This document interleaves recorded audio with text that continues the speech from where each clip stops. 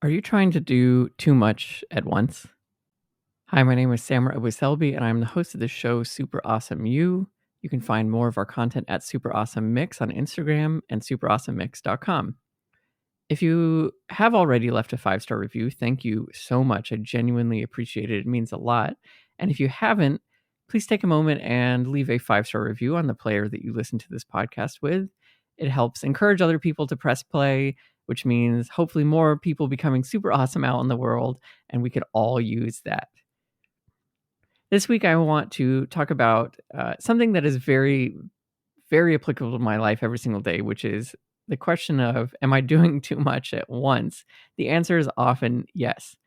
Ironically, even as I was recording this episode, I hit record and then I jumped into another tab to do something else real quick. And I came back to this one, and then this one had hit an error because it said it couldn't access my device because I was doing something else in another one. And I thought, well, right, I am literally doing too much at once in an episode where I'm asking my listeners, are they doing too much at once? So here we are. But it is something that I think we are all guilty of. We believe that we need to be multitasking. I think, as I mentioned in the previous episode, we live in a culture that really pushes us to be productive all the time and kind of guilts us into being productive all the time. And if not, then, makes us feel like we're not doing enough and we're not good enough and all these kind of negative things that get associated with it, which is a real shame because a lot of research shows the exact opposite, that in fact we do our best work when we single task and are single threaded versus when we are multitasking and kind of spread too thin. The reason for this is our brains are actually not multitasking. They're not multi-threaded. Computers are very good at doing multiple processes at once. Our brains, as powerful and amazing as they are not.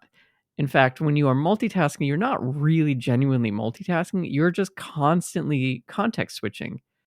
Imagine that all your thoughts are roads, and all the different things that you're doing are roads that cars will travel on. What we would like to think is that we've got an 8-lane road or 8 different lanes of roads, and we have a car in every single lane, and they're moving at different speeds, but they're all moving simultaneously. In reality, what you're doing, though, is that it's actually 8 different roads, 8 different cars, and you, as a human being, are running between those cars, starting them up, driving a car forward for however long that thing holds your attention, and then jumping out of that car, running to the next one, moving that one forward a little bit, and so on and so forth. Like, you are literally physically moving, not literally, of course, this is a metaphor, but you are moving your train of thought between all these different roads, all these different throughways in order to move things forward. So, yes, you are multitasking in the sense that you are doing a bunch of different things at once, but no, you're not really multitasking in the sense that you can actually only ever focus on one thing at a time. Now, context switching can happen incredibly fast. So, I describe the scenario of you physically exiting the car, running to the next one, turning it on, and moving it forward. In our minds, that could take several minutes. In reality, our brains are doing that in milliseconds, or sometimes nanoseconds, which is incredibly impressive. But it is still a key detail that our brains are having to physically move between these different thought processes and these different things that we're working on right now. The end result of that is that it is very, very taxing. You can imagine if, back to my analogy, if you did have to actually do this, move 8 cars forward across 8 different lanes of traffic as a single human being, you would be pretty tired even after a couple of minutes of doing this. Now imagine doing this over the course of several hours, and then imagine doing it over the course of several days, maybe an entire lifetime of doing that, and ask yourself, how tired are you at the end of every single day? You're probably pretty spent. And that's what we're doing to our brains. Like, we are asking them to be runners constantly across all the various things that we're doing all at once. And it's no wonder that we end the day kind of fried and tired and maybe irritable and all these different things. And even one good night rest of sleep is not enough because, like, we're just so tired. And as we go to sleep, our runners are still our brain is still kind of being that runner. Like, we're going through all the various things. We haven't found a way to kind of settle. And it's just not great because then our sleep suffers, which then means that the next day the runner is really, really tired because he or she or they haven't had a chance to recover from the day before. And you get where this picture goes. So the solution to this is one of those painfully simple solutions, but not a very easy solution. and it is to just kind of do one thing at a time. I know it's shocking, right? But if you are single threaded and you decide you're going to start a task and you're not going to move on to another task until that task is done, you will find in general that you're less tired. You're more likely to actually get things done, and you're going to enjoy them more and be more productive at them while you're focused on them. I generally also find that I am upset with myself now whenever I try to multitask. For example, if I'm on a phone conversation, it's really difficult for me sometimes to not want to do something else while I'm on that phone conversation. Sometimes I'll be swiping through my phone while I'm talking to someone, or I may be working and, a friend will call and I'll decide to answer.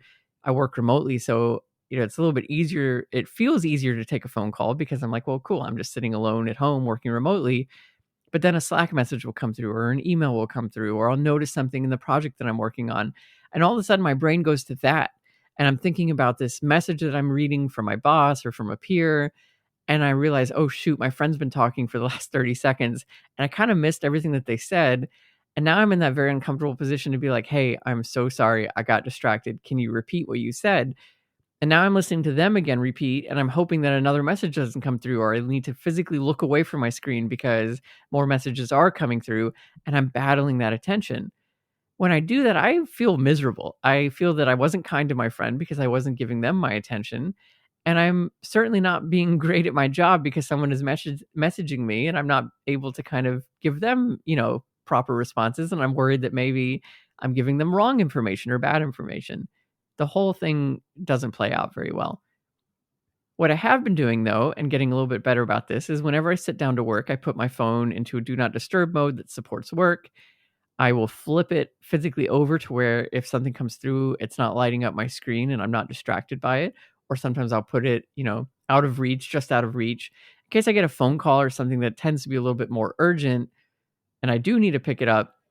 In general, though, the messages and the push notifications and all the various things that kind of like try to pull my attention, I can ignore. I've gotten, pretty comfortable and spent a lot of time with focus modes to fine tune it. It's kind of a beast to do so, but I found a system that works for me.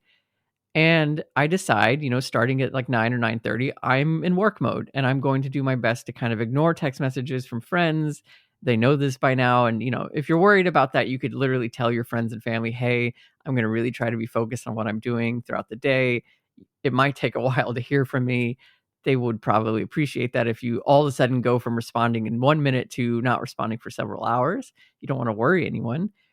But having done this over the last several weeks, I am finding that I'm ending my day just a little bit more relaxed, and I'm getting really good work done, especially on those days where I just hit a groove and I can kind of get into that magical flow state where I'm connected with the work's connected with me.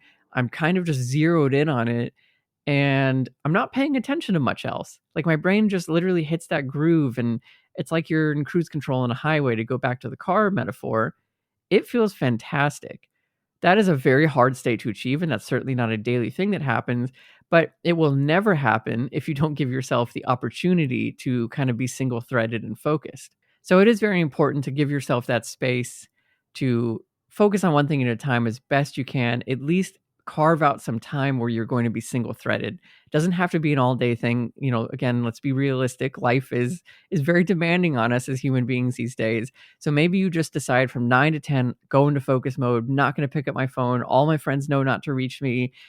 And you work on one thing during that time block and see how it goes. And maybe as you get a little bit better, you kind of develop that focus muscle and you can expand the time from there.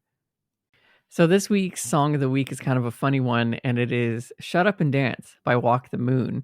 And the reason I love it is from the lyrics. It's also a very upbeat, kind of catchy tune and can get you, get you feeling good. But I just love the sentiment of, hey, just shut up and dance. Stop kind of doing two things at once and focus on one instead.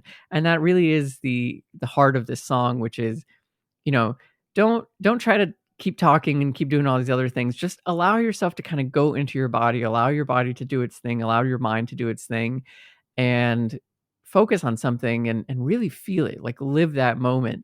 I think you'll find that you are a lot more productive. You're a lot happier at the end of it. And the people whose attention you are giving, for example, if it's on a phone call, they're going to really appreciate it too, because you're being more present for them. And that's a wonderful thing. So until next week, I hope you have an amazing week as always, and I will talk to you next Tuesday.